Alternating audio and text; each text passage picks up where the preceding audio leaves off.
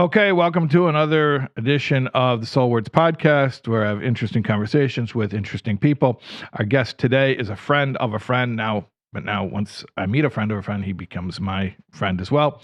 The friend of the friend is my dear friend Rabbi Shais Taub from Friendship Circle of Michigan in West Bloomfield, Michigan. And what's interesting about West Bloomfield, about Detroit in general, is there is a Chaldean community. The Chaldeans are a community that goes back to what we call today Iraq, but really it's ancient Mesopotamia, going back centuries and millennia. And they have a very large community in Detroit. So one of the leaders of that community is a friend of Levi. Levi brought him here to the SoulWords house. We went to the Ohel. We had a very interesting time getting to know each other, and part of it was filmed here as part of this podcast. He's a doctor. He is a leader, not just, he has a medical background, medical training, but also he's a leader in developing medical technology and making it more accessible to people, which is really what it's all about, and a philanthropist, a visionary as far as helping the community in many, many ways. So a very learned and accomplished, successful, philanthropic individual, but most important to me, very down to earth, approachable, fun to talk to. I had a great conversation with him, Dr. Stephen Shaya. You'll check it out. And we want to thank our sponsors. As always, the Rebbe's Choice, purveyors of fine Jewish cuisine. Go to rebbeschoice.com or look in the deli section of your fine Jewish grocers, or even not Jewish grocers, but, in that little Jewish section they have, the hummus and the pickles, and you'll check it out. They have nice herring and whitefish salad, and they have kichel and crackers. It's good stuff. The Rebbe's Choice, and they're dear friends of mine as well. Okay, Dr. Stephen Shaya, check it out. I felt it was an amazing conversation, very unusual, interesting stuff having to do with what he's doing and with his family, and you'll see it. You'll check it out. We'll see you there. So we're here with my new friend, Stephen Shaya from Detroit, Michigan. We're at the SoulWords Studios in Cambria Heights, half a block from the Ohel, and we just visited the Ohel, your first visit to the Lubavitch Rebbe's resting place. So we can talk a little bit about that. We can talk about some of the stuff that you're doing in Detroit and beyond. What do you want to jump into first? Well, I would first want to thank you and Rabbi Levi for my first visit to the Ohel. It was a very special, emotional moment for me, and I've been studying more about what the Rebbe's teachings, especially leading up to this visit, and I'm just in awe that somebody could provide these teachings, and still 30 plus years later, people are taking what he taught and trying to get back to the world. That shows me he was a great leader. He was a vessel for the light, vessel for God, and I'm just in awe. So what you're saying, what you're describing, very much resonates with the way that I see things. As far as the Rebbe's leadership being direction and guidance that we can follow long, long after his physical passing. And I would even say that with the guidance that the Rebbe gave during his time here in this world, we really have a game plan that will get us to the finish line. And before we sat down to record, we were speaking a little bit about the finish line, but basically we're going for world peace. We're going for the biggest goal that could possibly be. Tikkun Olam. Tikkun Olam. Wow, very good Hebrew. Excellent. Yeah, to rectify the world, to fix the world, to heal the world. Yeah. So what should we talk about? You want to tell a little bit about your story, how you met the Shais Taubs and how you fell into this, and the divine providence that led you into this connection? Yes, thank you for having me today. So I'm an Iraqi Christian physician. My family owns a global healthcare company called J&B Medical, started in 1996. as part of that, I have the honor and privilege of hosting a lot of folks from around the world. I'm very active in the family office world, which is a world that I love hearing great stories about families doing amazing things, hopefully to make the world a better place.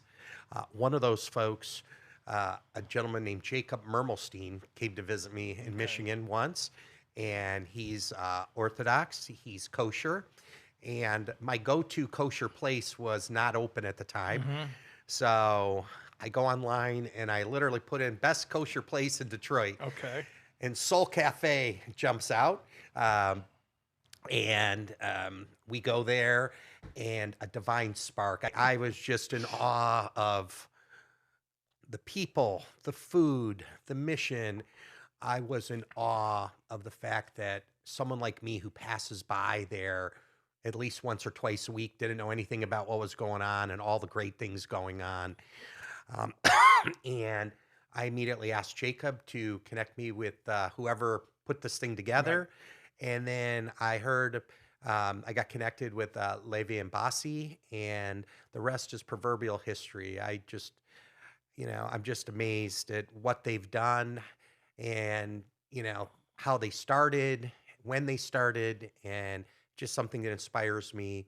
And I thought that, after a lot of prayer and reflection, they've been very gracious. My wife had the honor of hearing you speak about a parenting class. Which I didn't know. And yes. I just found out that she was bragging about this, and she brought her friends. And I probably should have listened more carefully when she came back with the lessons. But I just in awe of what can be done when good people and good intentions, with faith and purpose, what can be done.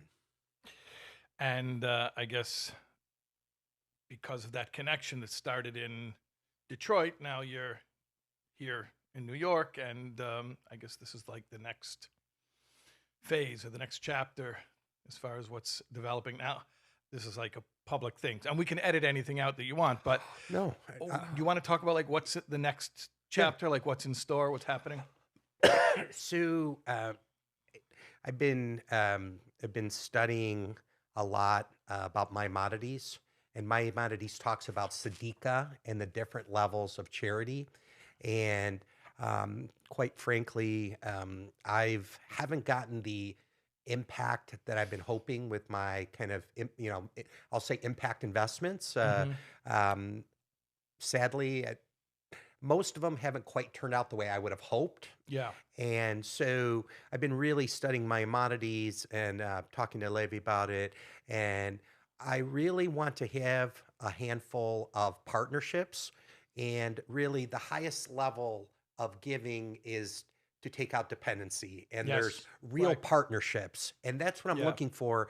And when I look at the whole Lubavitch community, and I see the kind of the impact meeting entrepreneurism and no margin, no mission, but everything's based with intention. It's based with purpose.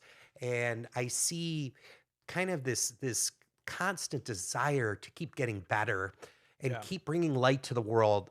I just inspires me. And so what I'm hoping, my audacious goal is to be a vessel of light where I can support folks that can handle the resources and do things the world desperately needs.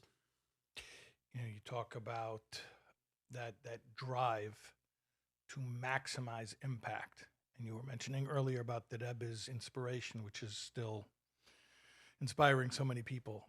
That was really one of the hallmarks of the Rebbe's leadership, was to constantly aspire for more. And part of that is because, like I was also mentioning, that the Rebbe's goal was nothing less than the perfection of the entire world for all humanity.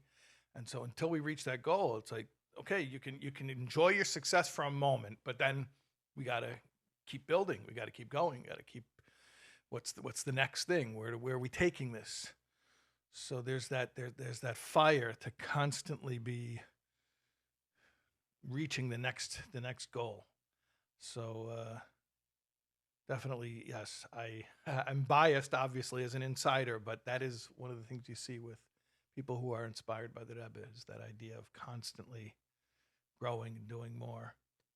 And I want to say that in studying more in preparation for my visit, the Rebbe was very supportive of mission-driven businesses, just because, there was kind of a holy, religious, faith-based intent. Businesses can be a very powerful tool in us achieving the highest and best use of our God-given talents. And that's something that I think the Rebbe, studying that was like, because I've always struggled with, hey, I make more money. There was this, I'm Catholic, this Catholic guilt, like, wait, you're making money and maybe you should be doing other things. No, you can be making money and doing good simultaneously. And I think the Rebbe, in some of the teachings that I was studying leading up to this, really kind of help reconcile something that I haven't been able to reconcile for, on my journey. I in this same studio, not on this side of the studio, but on the other side of the studio, Thursday nights have a call-in show. People call in from all over the world, and whatever they want to talk about, they can talk about.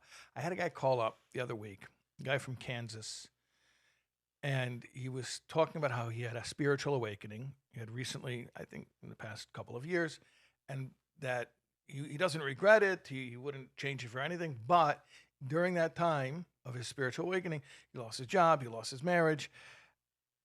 Basically, his life fell apart. But he says, but there are more important things than material things, and it's all about the spiritual awakening. But his life fell apart. And I'm talking, he's a stranger, obviously. I have never met him. But as I'm speaking to him, I start, suggesting things and seeing if it resonates with him. And what I realized was that he had this amazing spiritual awakening, but he had never integrated it. So there was the spiritual, there was the material, like the soul and the body. Yes. And they were separate. Correct. There was no harmonization. That's right. And, when we're talking about making the world a better place, some people live a good life so they can leave this world and go to heaven. But some people try to make this world more heavenly. That's that integration. So, if you're drawn after the material to the exclusion of the spiritual, that's no good. But conversely, being drawn after the spiritual to the exclusion of the material is equally problematic. That's exactly right. And we need to integrate the two. That's exactly right. And until I was reading the Rebbe's teachings, I could never reconcile. I love your word, harmonize, that, and it's really helped me. And the other thing that I did not realize is that, I'm Iraqi Christians, and when I think of, Chabad and Lubavitch, I think a lot of people think of it just, like a Jewish thing. And I didn't realize till studying the Rebbe's teachings, how he was, really trying to bring people of all faiths, all, different walks of life together. And he saw that the journey that he was taking could be that. Mm-hmm. And to me, that's so inspiring. And that message is needed now more than ever.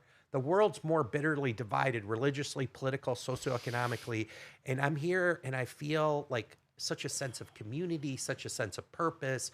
I feel like mishpacha. I feel like I'm within my family. And the world needs this. The world needs a sense of community, and the Rebbe understood that, even when it wasn't popular. And like you say, it's so needed today because of the division. It's interesting. I think a lot of it has to do with the internet. Like the echo chambers just make people more entrenched in whatever they're already into, the confirmation bias. But then the flip side of that is the internet is also this amazing tool where you could connect people from all walks of life, from all places. And it's sort of like money. Money can be the worst thing, it can be the best thing. It just depends how you use it. Just a tool, right? It's interesting. There's a teaching that when Moses had the commandment to count a census in the wilderness, the way they counted was through a flat tax. Everybody contributed a coin. So you count the coins, then you get a census how many people there were. And it says that Moses didn't know what the coin was supposed to look like. So God showed him a matbeya shel esh, a coin of fire. So the question is always like, why fire? So there's one interpretation that money is like fire. That fire, if it's not directed, it's destructive. Yes. But if it's directed, then it's energy. So think that's true with, technology. It's true with money. It's true with all the resources that exist in the world. Like, if it's not channeled, it'll, God forbid, devour us. But if we channel it, then yeah. But again, in studying again, I'm a newbie, but the Rebbe embraced television. There's a lot of Yep. recordings. So again, ahead of his time, he Yeah. saw it as a force multiplier. So you see the wisdom that he had. Obviously, it was, divinely inspired, but I just think, he was ahead of his time in so many ways. Yeah, we're trying to catch up. Yeah, really. Yeah. By the way, before you were telling me, and I don't know if you mind to share it, but I Yeah. think it's fascinating. I think people know that there was a Jewish community, a very vibrant Jewish community in Iraq, specifically in Baghdad, other places as well. But you mentioned that your family was involved with the Jewish community there. I think that's really amazing. You can share a little bit about that? Yeah. So my parents there's always been a very strong Judeo-Christian connection. My dad grew up in Mosul, and there were about 800 Jews living nearby, and his family and the Jewish community were very, very close. My father and his father, because of the political tensions were rising, they helped get many of these families out of Iraq when things were starting to get very challenging. About what time are you talking about? It would be early 1960s, probably 1962, 63. My father ultimately left in 1966. He came to Michigan because he had some relatives, and so my father never saw these folks ever again. So my mother used to go to Israel prior to COVID. She used to go every year for 6 years straight with her church friends.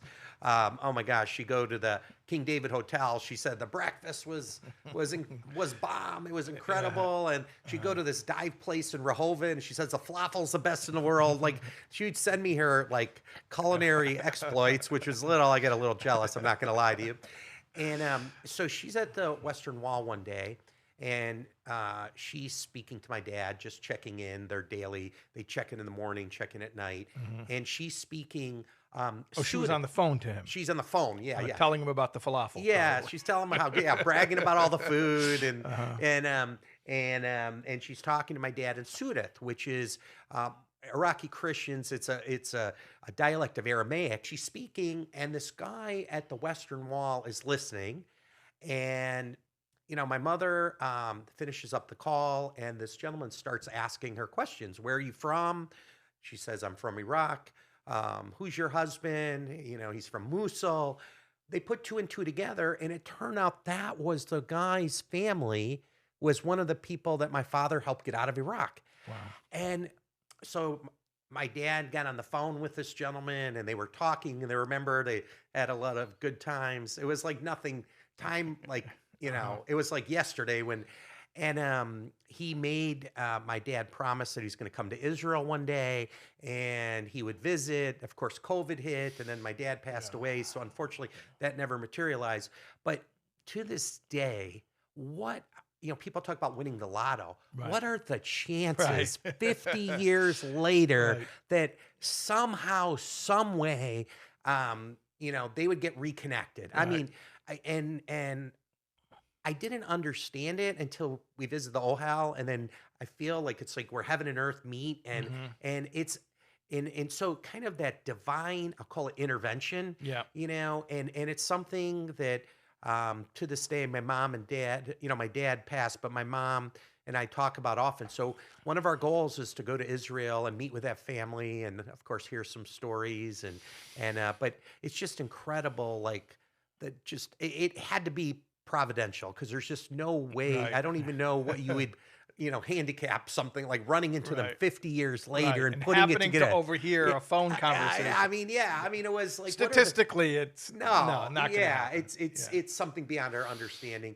and we've always my family. I have part of my family is from Georgia, Russia, and they're all Jewish, and so the Shaya family in Georgia, Russia is all Jewish. So So there's a lot of like kind of I'll say history I'm still uncovering, and it's such a blessing. I tell all my Jewish friends I'm a wannabe, you know what I mean? But it's so getting to know Rabbi Levi and Basi, it's been kind of a way for me to study and to learn and to grow, and the timing is also on my end. There's a lot of um, uh, transformative things happening on my end, so the timing couldn't be better. Do you want to let us in a little bit? Like, yeah. So we're I'll share one. So we're um, in the process of building a um, global life sciences biotech vertical. It's a $5.8 billion vertical where we're um, building a whole integrated supply chain. One thing we learned during COVID, that the global medical supply chain is like a proverbial 8-track tape, and Meaning to you were say try- obsolete. yeah, it's completely obsolete. And Yeah. so we're trying to make a proverbial iPhone. And what I believe our meaning, our purpose, our why is to make healthcare as affordable and accessible to as many people as we can globally. That's what God put us on this earth. We're stewards of those blessings. You give people health, you give them hope, you give them hope, you give them everything. By providing people affordable and accessible healthcare, you can build much needed bridges across the religious, the political, and socioeconomic divide. Yeah. We can put the human back in humanity. We can put the care back in healthcare. And so that's one of several This projects. is basically streamlining how healthcare gets to the consumer. And making it affordable and accessible. And right now, unfortunately, for a lot of geopolitical reasons, many Right. things come through China and India. So we're building a whole supply chain that's independent of that, not for any political reasons, Right. but just to make sure. to help the end user have Exactly. access. Exactly. It's incredible. And yeah, nobody should need it. We don't want anyone to need it. But if they do, we want it to be accessible. Yeah. And I mean, aside from your business connection to the medical, I don't want to call it the medical industry, but the medical field, you also have medical training. You're a physician by training, Yes, I've I done guess, it. in a previous life. Yes. My parent. So my grandmother was a midwife. She had We're back in Iraq. back in Iraq. She Wow. had 12 children. One passed, but when number 12 was in utero, her husband passed away. So she raised all 11 children on her own. And the way she supported her family, she used to deliver babies, and she'd go to their homes. Many times these folks, it didn't matter if they're Jewish or Muslim or Christian, they didn't have hospitals back then. She would go to the Right, homes, deliver right, the home babies. births, yeah, of Many course. times she came back and someone gave her a basket of food. It wasn't Right. like they had money.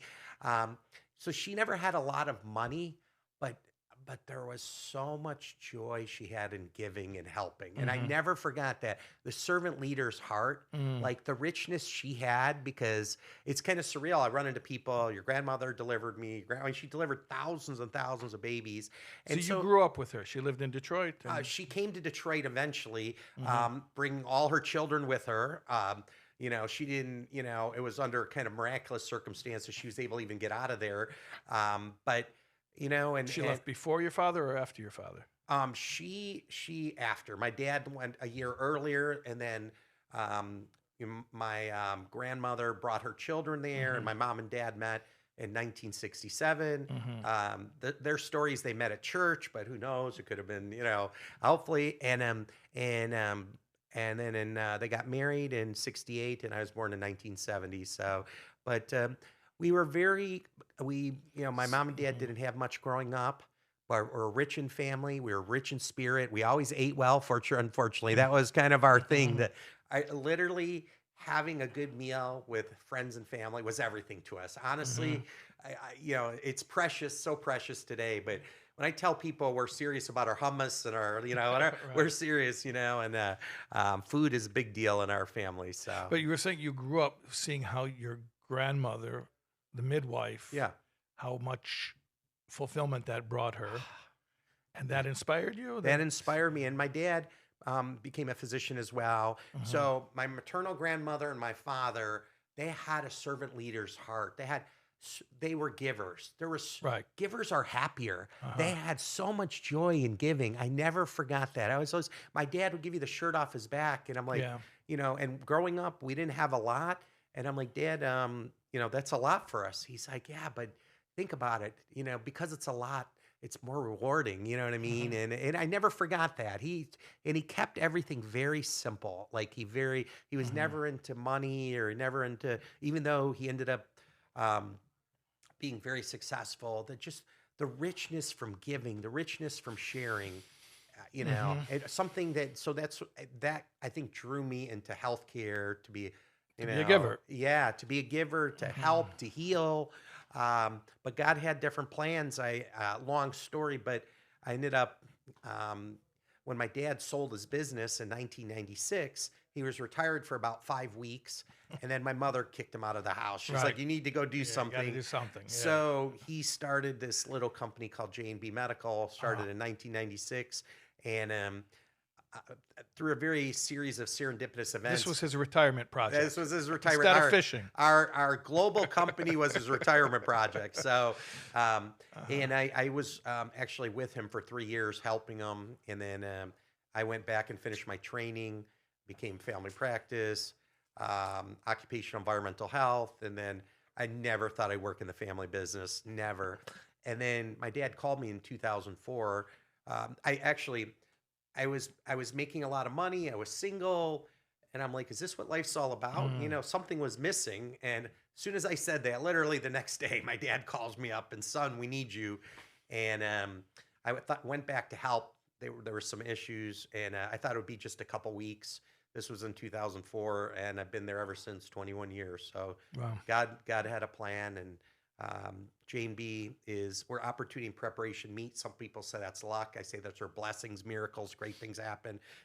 J&B is a platform of purpose and possibilities, and we're just the stewards of the blessings. Wow.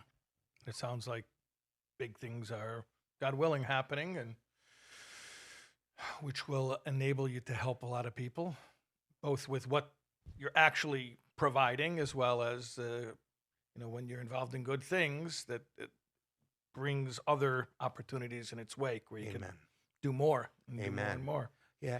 And I learned my lesson. I got to treat our impact investments like business. Like 100%. These are our partners. These are our goals and objectives. We're in this together. I made a mistake on a few things where I just thought, hey, I'm doing this for good, right? But yes, but you know what? Just like the Rebbe says, and even some of your Instagram, it's not just faith. You got to work towards its work. What's interesting is I've observed this phenomenon before of people, philanthropists, who they're philanthropists because they have money, and they have money because they made money, and that means they have a skill. They know how to do it. And then what's funny is, oftentimes in their philanthropy, all of the acumen they have in the business world goes out the window, and they just look at it like you say, you're doing it for the goodness out of your own heart. But at the end of the day, it's like, yeah, but impact. There's a purpose here, right? It's very interesting to me as someone who's involved, like in the nonprofit world, to see people who are really savvy when it comes to how to make money, if it's in their area of specialization. But when it comes to philanthropy, it's like, I don't even want, this sounds crass, but like I see them throw away money and bet on losers. And it's interesting that like there's that gap. And you know what? I fell into that trap. I fall in that trap. And I learned my lesson. What do you think it is? If people are listening right now who want to become givers on a serious level, what advice would you give? Treat it like business. You have a plan. Everyone signs off on the goals and objectives. Here are the KPIs. And the number one thing, so I'll use my Christian, in the Bible, in Proverbs 27:17, it says, iron sharpens iron. Real partnerships, you make each other better, and they're dynamic. You're not just sitting there, here's a check, and then, go have fun. Go have fun. No. So I learned my lesson. The thing is, these are moving forward, going to be real partnerships. And look, I want to be a vessel of light, a vessel of good. And I want to use the resources and invest in real partnerships. And look, I want these partnerships to grow. If you're just going to say, okay, this is what I'm doing, Right. it's not about that. I don't care about my name on a building. I don't care. Like, want to make a difference, And again, studying the Rebbe, like, really inspired me because, he was all about, talking about like how one candle in the darkness could make such a difference. One candle. Imagine if you can get a bunch of people coming together and you guys, I saw the lamplighter, I love that, I mean, really, I'm much more focused. I've made a lot of mistakes on that front. And, now I really want to focus with just a handful of people and go all in. God willing, you'll God willing. have the. You were at the Ohel today, and I'm not asking, by the way, what you prayed for or anything. It's none of my business. I'll let you keep it private. Although I have some suspicions that had to do with how you're going to use your influence going forward. So, yeah, I think I think a lot about my children. My children are 12, 10, and 8. okay. And I look at the Rebbe and I say, he left the world a better place. It's incumbent on us. We have a responsibility to do the same. Now, we all have different God-given talents and gifts, but how can I make the world a better place for my children, for your children, for their children? It's a responsibility. It's a responsibility. I think too many of us, I don't think we were meant to be comfortable. We're supposed to work. No, We're supposed to get up every day and push the envelope. Yeah. And that's what I saw from the Rebbe. The Rebbe, till this day, I love what you said. You're still catching up with all his Still trying to ideas, catch all up. his. So Yeah. I think we're meant to push the envelope. And I believe God, if the vessel is there, you can't outgive God. The light's there. You know what I mean? You talk about making the world better for your kids. You said you were born in 1970? Yeah, I was born 1970. 74. So we're both Gen X. Yes. Okay. So I think you can relate to this. We were born at a time of prosperity. Now, our Yes. parents, for sure, the boomers, even more so, right? Yes. And then you look at like generation, what do they call it? Gen Z, Mm-hmm. and the opportunities are not so easy to come by today. Mm-hmm. And it's like, are we going to let this happen? Are we going to let this be that our kids are going to not have it better? Every generation has to have it better. Amen. Amen. That's just like with my kids. I could never do what my parents did. They came here Right. with nothing. Right, literally. I mean, yeah. they sent me Yeah. to good schools. And so it's incumbent upon us to do better. I think the one thing I'm trying to teach my children is, with great blessings come great responsibilities, and I know a lot of people say, oh, well, don't talk to your children about this. Don't do this. No, from minute one, you are not the one with a silver spoon in the mouth. You're not in an ivory tower. You have a responsibility. God gives people, he gives you responsibility. For those much is given, much is expected. You know what I mean? And I want them to understand that sense of responsibility. And it's hard. Your parenting, I can't wait to hear more about it. It's very hard to be a parent. And I always look at it from the lens of being a parent. Like, what am I doing for my children, Yeah. and your children and their children? And I think the world needs to think more like that. We're too selfish, we're too selfish, I mean, I think, what we're, like you said, oh, we have a great life, Right. Go and what about, for our children? And I do worry too, with this social media and with this technology, never doubt the transformative power of human connection. And I worry about how technology, for something like this, we can get the word out, and this is great, but there's no substitute, to spending time together. Yes. There's no substitute with rolling up your sleeves, and there's no easy way out on anything. Anything worthwhile, you got to work for it. The reason that we have this, the SoulWords house, this physical location, is because of exactly what you're saying. When I realized that I could just create content for the internet, I'm a huge introvert. Like I don't like crowds. I like even small crowds. And I was like, wow, I could just make content for online and never have to be around people again. Right.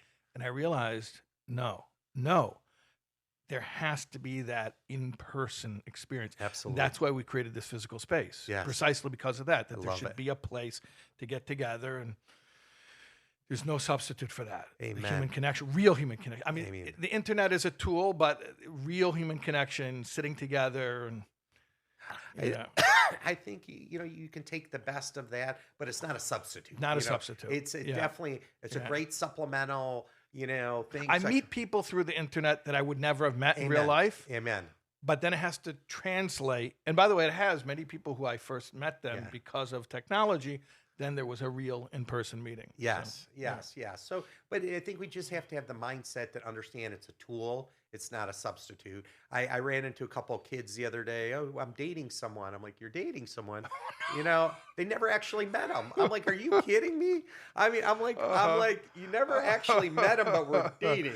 Yeah. How does I'm sorry, I'm a little traditional. I can't get my arms around that one, but Maybe they put on the virtual reality helmet. They did.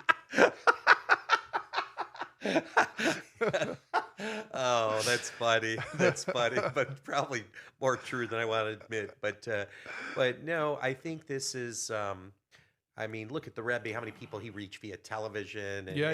until his day, these teachings live. So there's definitely a place for it. But yeah, I just balance, and I like what you said, the harmonization. I love that word. Yeah. You're talking about body and soul, and the harmonization. I think that's the key. Can you find that balance? Not many people do. Correct. It's elusive. I'll be honest with you. I struggle with it. We all I like to struggle, work yeah. a lot. Yeah. And sometimes the family suffers. It's not cool. And I haven't quite found the right balance yet. But nothing's easy. You got to keep working at it. Keep fine-tuning. Yeah. Keep adjusting. Yeah.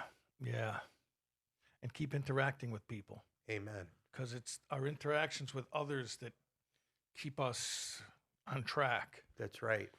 That's Yeah. right. Well, plus too, this world is bitterly divided in so many, politically, religiously, socioeconomically. But when you meet in person, it's a Yeah. lot harder to dismiss them. You know what I Correct, mean? yeah. And I think social media has become a substitute for honest discourse. My late father used to say, hey, let's have a tough conversation. Let's have an honest conversation. And we don't have to agree on things, Right. but at least you can respect each other as we're divine being on a human journey. And I think that's something that's where, like, especially politically, it's so easy for people to throw Right, stuff out there, right. but to sit down and actually have an adult Right. conversation and try to find a common ground, it takes work, and I feel less and less people want to do that. And I don't have to agree with you on everything. I just want to understand where you're Right, coming from. And right. you understand where I'm coming from. Right. And then we could figure out a path forward, and I think more of that needs to happen. It's interesting, you talk about your career evolution. You used to practice medicine, and then you verged into business. I still am to an extent, but I used to listen. My bread and butter was public speaking. I used to fly around and speaking. Yeah, that was like my main thing, Wow. was speaking. You know why I barely do it anymore? After 2020, the world changed. People got used to Zoom. Yeah. People don't make in-person events anymore. Yeah. I mean, they do, but not the way it used to be. Right. So people don't get together. I'm saying physically getting together in the same space. It's so drastically more rare today than it was even 6 years ago. Well, let's make one of our, I'll say take-home messages. Let's both commit to trying to make an effort to do more of that. Because getting you, and I could tell you, I have friends from all over the world, different perspectives. But I know if you sat down with any of them and talked about anything, you'd find a common Right. ground. And Yeah. so let's make a commitment, both of us, is like, let's try to do more of that. And I know it's work and everyone's busy and it's not Right. easy. Look, part of Zoom, it's convenient, right? You don't have to drive anywhere. You don't have to fly anywhere. But that's the problem. It's too convenient. Nothing worthwhile is easy. You know what I mean? Like, I can tell you any Zoom, I can make the best of it, but there's nothing that's substitute for in person ever in my world. I'm old school, so maybe some people, so I think we all have to make a commitment to have more of those in-person conversations. It doesn't mean, the world is different now. It's not going to be 100%, but having someone like you, like when my wife came to your parenting, she was like, that made a difference. You know what I mean? And I think hearing, because there's another dimension in person that maybe Zoom doesn't quite have.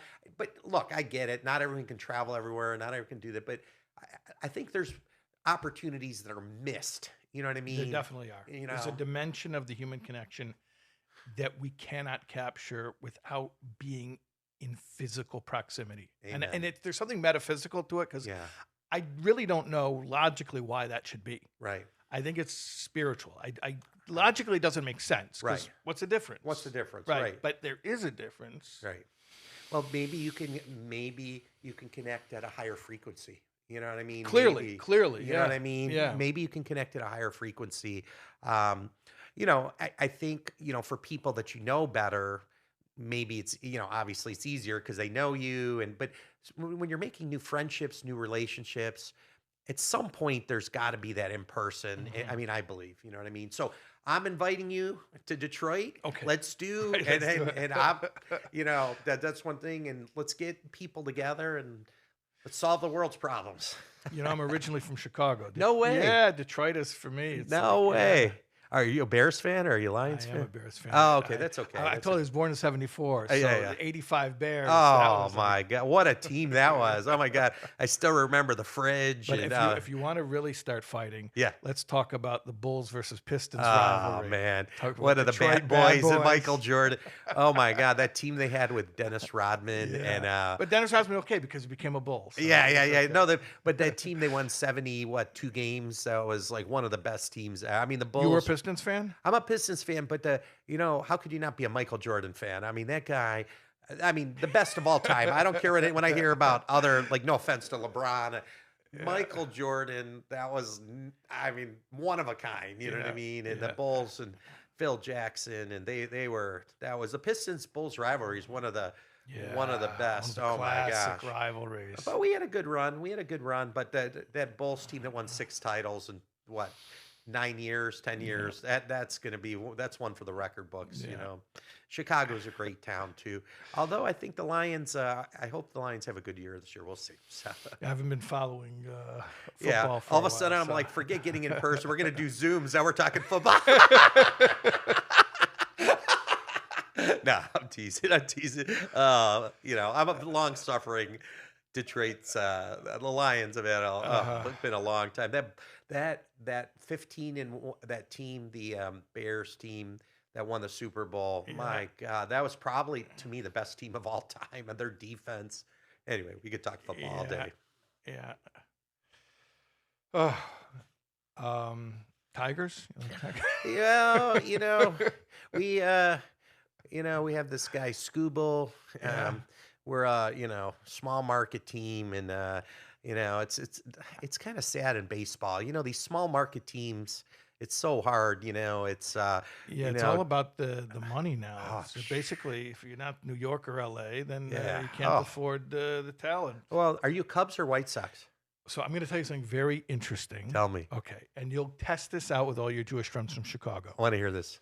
Overwhelmingly, disproportionately, Jewish Chicagoans are Cubs fans. Really? Yes. No, overwhelmingly. Really? Very unusual to meet a Jewish Sox fan. Really? Yes. Wow. Yes. I think it has to do with North Side, South Side, but that's what I'm telling. Yes. So, no way. Yes. Well, yes. that Cubs, when they won the World Series, that was Game 7. That was incredible. And that was probably the best World Series I've ever seen. I mean, that when they won that and they broke the whatever how many years it was. But they've been pretty competitive. They've had a good run. I went to a game at Wrigley Field. Yeah. It is like you feel like you're going to a Mecca. I mean, that place. I mean, talk about what baseball's about. I mean, the character, Wrigley Field. I went to a game at Fenway recently too. Yeah, that's I mean, these historical. old. Green Monster. I love tradition, and I'm a tradition guy. And anyway, but anyway, it's fun. Sports is fun. The language of sports is, sports, maybe music. Some of the few things that bring people together. Maybe there's more ways to work around some of these. Like I've been Ray Lewis, a famous linebacker for the Baltimore Ravens. We're doing some things with him on mental health screenings. And, we're screening schools. We're about to do 100 schools in Baltimore, screen the kids from 6 to 12. I think, these folks are blessed. You should see Ray. People idolize the guy. So how do we leverage that for good? I'm always thinking, food for thought. We have a few ideas. In-person meetings. Yes. Leveraging sports and other common interest things. And we got our agenda cut. We got a lot. We got it.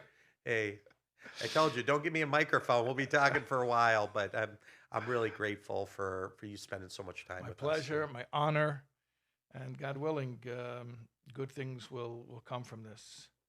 They will. Yeah. Okay. Thank you. Thank you, my friend. Right. God bless you.